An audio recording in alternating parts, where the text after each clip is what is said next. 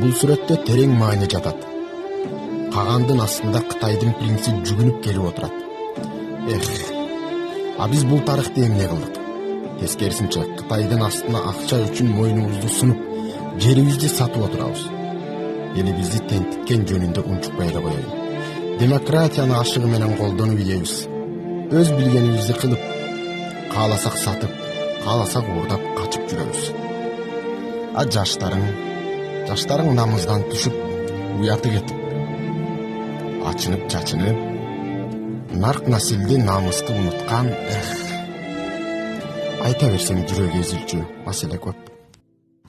Билесиңби, чечендердин кыздарына эч ким тийише албайт. Эмне себептен?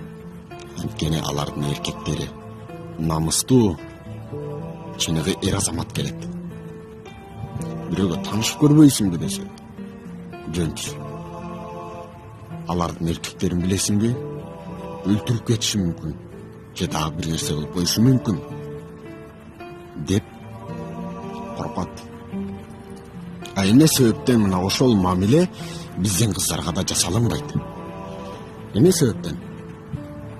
Тескерисинче, кээ бир эркек сымалдар өз элинин, өз мекенинин, башкача айтканда өз карындашын, өз эжесин алдап, азгырып, арам максатына жеткиси келгендер санасаң чекеден.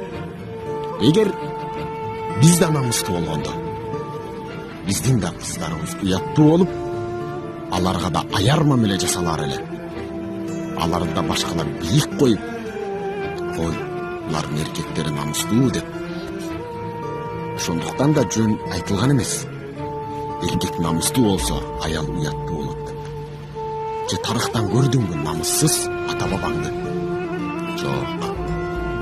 Улуу кыргыз каганатын жараткан, өз эже карындаштарынын, өз аялынын бир тал чачы үчүн улуу империяларга согуш ачуу дегенге барган эр азаматтарыбыз бар тарыхта.